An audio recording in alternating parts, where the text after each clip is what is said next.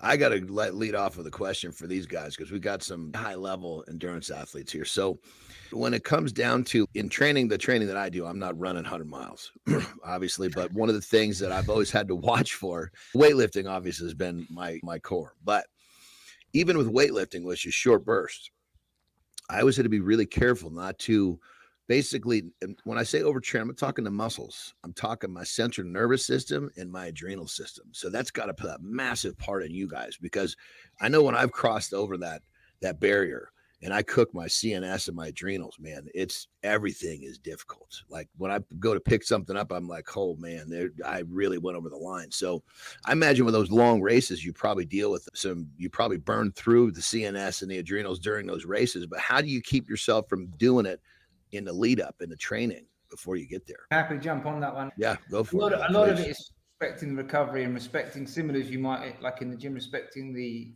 time between those higher stress situations. Yeah, Be that like the time between races, yeah, the time between harder workouts, the time between between the intervals and stuff like that. So like for me, even now this week, having to take a bit more time off than I usually would because I've rushed back after Leadville. I've had a bit. I can feel that something's not quite right, and it's just listening to my body and respecting that. There are metrics and stuff that you might measure. You might look at your resting heart rate, your heart rate variability, and use these on a day-to-day basis. But nothing beats just kind of going on. If you're honest with yourself on how you're feeling, and if stuff is feeling laboured, if it feels like your motivation's dipping, then I might then look beyond what my usual training metrics might be and say, hey, I need to chill out a little bit.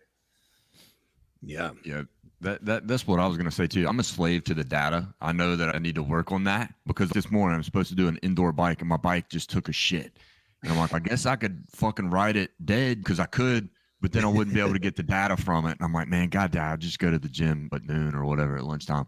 But for me, I just started noticing after Leadville, my HRV is back over 100, right? My resting heart rate is back in the high 30s, low 40s. And for me, again, Robbie's completely different, but I'm getting back into where a 9 minute mile is in a 130 heart rate. Like that's where I want to be. So now I know, okay, working with my coach, we can pick back up the speed work. We can, like I've gotten back into the gym, we can do more explosive things, heavier weights in the gym because these numbers are showing that I'm getting back to a sense of normalcy. And then we can manage to like what Robbie says, we use RPE or perceived effort. And so judgment comes into it too, right? I don't 100% relying on the numbers, but that is not always going to be exactly how you feel. yep, That's very impactful. yep. I got a question for all three of y'all. All right, so we got the two endurance athletes, and we got the muscle man, Mr. Strongest Man in North America, formerly known. Rich and Robbie, what do you do as far as your strength training? Because you do have to have some level of strength for these races. And John, what do you do for your endurance? How do you train your heart? So whoever wants to go first, Robbie, you go first. What do you do for? Because you said something like you lift light weights. So just take us through your routine. Let us know what you do to prepare yourself for your events. So it's going to depend on the time of year. The time of year, like right now, coming into towards the end of the season, like in the winter time, I might be doing some slightly heavier lifting. Like we've got like a Olympic barbell and stuff, but our weights max out 140 kilograms, which I don't even know it in pounds, but it's 308. yes, it's not. That's the most we have available, Damn. right? It's probably bicep Wow. curls for John there. But so we've got a gym set up. There's going to be a load of compound lifts that might come into later in the season, but during the season most of the stuff I do is body weight stuff, some lighter weights, a lot of mobility, some more plyometrics, some explosive stuff. But it's single leg work, kind of bringing the balance and the strength together. Yep. And for the most part, there's a little bit most days, and then maybe two, 3 sessions where I've got a gym that we've built with us, like where we're based in Italy, and I'm using that a couple of times for a more dedicated session. But most of the time, it's even the endurance training itself has elements of strength in there. There's 8 to 10 second sprints up a hill. That's working on my Yep. power, my Oh explosiveness. yeah, for sure. Yeah. It's me doing some lifts. That comes into training, depends on the time of year. And then, like we run up and down a lot of hills here. So again, like my eccentric loading mostly comes running down a hill. But even that, I might add in at the end of a session some 8, 10, 20-second harder workout within a run going downhill just for that loading specifically. So It varies, and the weights. My dad was a power lifter, so he'd be embarrassed by the amount of weights we have in our gym. Yeah. Understood. So I'll jump in the middle here because obviously my endurance is not the same type of endurance. Mine is more muscle endurance as a whole. So like when I was in my strength career, I needed to have my muscles needed to have massive endurance. So I would do stuff like, I would take 405 on a squat bar and I would just squat as many times as I could. And in those days I was doing it in the mid 40s. So you doing 45, 46 reps at 405, man, you're in there for a couple of minutes.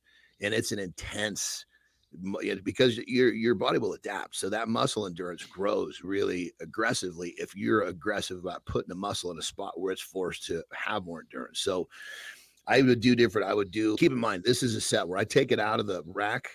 I'm not inside the cage. I'm outside, and there's no intention of putting it away.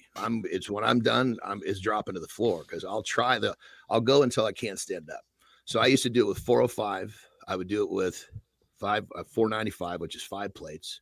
I would do it with all the way up to 700 pounds. So I basically have 4 plates, 5 plates, 6 plates, 7 plates that I do this with. And of course, the muscle endurance got shorter and shorter as the weight went up.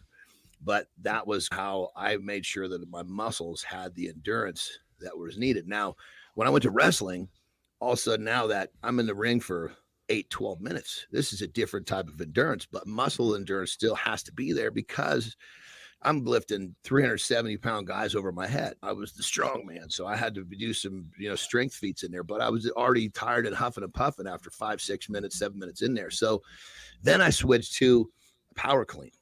And what I would do with that is I would just, I pick 100 kilos and I would just do one set and do as many as I could. I did actually 101 reps without taking a break with 100 kilos, which is 220. And Jesus. Yeah, but keep in mind, it's because I needed to have that was a combo of endurance, muscle endurance, and just overall endurance. So I was always finding ways to create the endurance I needed within the scope of what I was doing in terms of where my career was. Man, that's crazy. I did 365 yesterday. I thought I did something, but I got some work to do. Thank you, Johnny. Go ahead, Rich. Similar to Robbie, right? The only difference is I have to be in the South. I just moved from New Orleans to Austin. I have to be careful about when I'm doing my speed work, just because heat, man, it makes a difference, dude. When it's 100-something degrees and 80% humidity, your dew point is 75. That is just miserable fucking conditions. And that's where I just have to be careful on when I'm choosing my races. But I will say, for the folks that are listening, man, because once you get the fucking itch, it's hard to stop, right? Like you start getting addicted to this, it's hard to stop. And so one of the mistakes that I made was I kept signing up for races.